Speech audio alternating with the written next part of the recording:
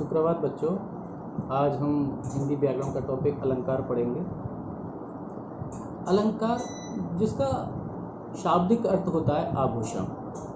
जिस तरह से जो आभूषण होते हैं वो पुरुषों के स्त्रियों की सुंदरता बढ़ाते हैं, उसी प्रकार से ये हमारे अलंकार होते हैं जो हमारे काव्य की सुंदरता को बढ़ाते हैं। एक उदाहरण मैं आपके सामने बताऊंगा कि चारू चंद्र की चंचल किरणें खेल रही हैं जल थल में, स्वच्छ चांदनी बिछी हुई है अवनी और अंबर तल में। अब देखिए, अगर हम इसका अर्थ देखें तो लगेगा कि चारू चंद्र मतलब चमकीला जो चंद्रमा है उसकी जो चमकीली किरणें हैं वो जल थल में खेल रही हैं। सिंपल सी अगर भाषा में हम ये साधारण भाषा में अगर ये हम बात कहते हैं तो अच्छी नहीं लगेगी, लेकिन जब हम कहते हैं चारू चंद्र की चंचल किरणें खेल रही हैं जल थल में, तब देखिए कितना सौंदर्य इसका बढ़ गया। अब इसी प्रकार से हम अलंकार के भेद जानेंगे। तो अलंकार के भेद बच्चों होते हैं मुख्यतः दो, एक शब्दालंकार और एक अर्थालंकार। शब्दालंकार में मुख्य भेद होते हैं, अर्थालंकार में भी अलग अलग उपभेद होते हैं। भेद बच्चों बहुत सारे होते हैं, लेकिन हमें सिर्फ मुख्य भेद पढ़ना है। तो हम शब्दालंकार के भेद जानते हैं, जिसमें पहला अलंकार आता है बच्चों अनुप्रास अलंकार। अनुप्रास अलंकार नाम से ही इसके लगता है कि अनु मतलब बार बार, प्रास मतलब आवृत्ति। जहाँ, अब परिभाषा सुनिए, जहाँ एक वर्ण की आवृत्ति बार बार आए, एक से अधिक बार आए, वर्ण अक्षर की जहाँ एक अक्षर एक वर्ण एक से अधिक बार आए, वहाँ अनुप्रास अलंकार होता है। जो हमने पहला उदाहरण बताया था वो अनुप्रास अलंकार का ही उदाहरण था। चारू चंद्र की चंचल किरणें खेल रही हैं जल थल में। एक और उदाहरण हम बता सकते हैं, आपके ही सिलेबस में है, कैदी और कोकिल की एक कविता है, काली तू रजनी भी काली, काली लहर कल्पना काली, जो कोयल को कवि संबोधित करते हुए गाता है। तो जिसमें का वर्ण की आवृत्ति बार बार हो रही है वहाँ भी अनुप्रास अलंकार होगा। अनुप्रास अलंकार हो गए जहाँ एक वर्ण की आवृत्ति बार बार आए। अगला अलंकार होता है बच्चों यमक अलंकार। तो यमक अलंकार में एक शब्द एक से अधिक बार आता है और उसके अर्थ भी अलग अलग होते हैं। जैसे कनक कनकते सौगुनी मादकता अधिकाय, या खाए बोराए जगबा पाए बोराए। कनक मतलब होता है बच्चों सोना, और कनक का अर्थ होता है, दूसरे कनक का अर्थ होता है धतूरा, एक विषैला फल। अगर किसी को सोना मिल जाए तो भी वो पागल हो जाएगा, और किसी को धतूरा खिला दिया जाए वो भी पागल हो जाएगा। तो कनक कनकते सौगुनी मादकता अधिकाय, कनक और कनक दो बार आया, अर्थ अलग अलग है, यमक अलंकार। अगला आता है बच्चों शब्दालंकार में श्लेष अलंकार। तो श्लेष अलंकार में बच्चों एक शब्द एक ही बार आता है, परंतु उसके अर्थ एक से अधिक होते हैं। इसके लिए एक शॉर्ट टर्म भी बना दिया है, शब्द एक अर्थ अनेक कहते हैं श्लेष। उदाहरण स्वरूप, रहीमन पानी राखिए बिन पानी सब सून, पानी गए न उभरे मोती मानस चून। अब यहाँ पानी शब्द है, रहीमन पानी रखिए, तो पानी रखिए, पानी का अर्थ बच्चों जल, पानी का अर्थ इज्जत और पानी का अर्थ चमक। दो तो छोड़ो, तीन अर्थ निकल रहे हैं यहाँ पानी के, है ना। तो यहाँ हो जाएगा बच्चों श्लेष अलंकार। एक और उदाहरण में बताता हूँ आपको कि सीधी चलते राह जो रहते सदा निशंक, जो विप्लव करते उन्हें हरि का है आतंक। हरि, हरि मतलब भगवान और हरि मतलब बंदर।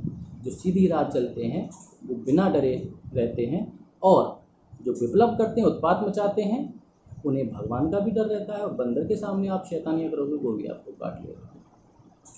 ठीक है, तो ये थे बच्चों शब्द अलंकार के मुख्य भेद। अब अगला अलंकार मुख्य हमने बताया था अर्थालंकार, जहाँ अर्थ के आधार पर भाषा में सौंदर्य स्थापित हो जाता है। जैसे पहला अलंकार हम बताएंगे आपको रूपक अलंकार। रूपक अलंकार में बच्चों जहाँ किसी व्यक्ति को किसी प्रसिद्ध चीज का रूप दे दिया जाता है वहां रूपक अलंकार होता है। जैसे मैया में तो चंद्र खिलौना ले, भगवान कृष्ण कह रहे हैं माता से कि मैया मुझे चंद्रमा खिलौने के रूप में चाहिए। अब इसके साथ ही मैं आपको उपमा अलंकार भी बता देता हूं और दोनों में फिर आपको अंतर भी समझ में आ जाएगा, दोनों अच्छे से समझ आ जाएंगे। उपमा अलंकार में किसी तुच्छ व्यक्ति या वस्तु की तुलना किसी प्रसिद्ध व्यक्ति या वस्तु से की जाती है, वहां उपमा अलंकार होता है। उदाहरण स्वरूप पीपर पात सरिस मन डोला, पीपल पात सरिस मन डोला, पीपल के पत्ते की तरह मेरा मन डोल गया। मन की तुलना पीपल के पत्ते से करी है। अब यहां कहें हम राधा का मुख चंद्रमा के समान है, राधा का मुख चंद्रमा के समान है, तो यहाँ तुलना हो रही है मुख की चंद्रमा से, वहां हो जाएगा उपमा। अगर हम यहाँ कह दें कि राधा का मुख तो चंद्रमा है, अब तुलना समाप्त कर दी गई, हमने उनके मुख को सीधा चंद्रमा बोल दिया, तो वो हो जाएगा बच्चों रूपक अलंकार।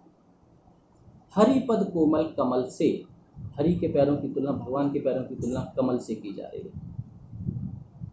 हरि के पद जो हैं वो कोमल की तरह, कमल की तरह कोमल हैं, और हम ये कह दें हरि के पद कमल, तुलना समाप्त कर दी गई, हरि के पैरों को कमल का रूप दे दिया गया, तो वहां रूपक अलंकार हो जाएगा, है ना।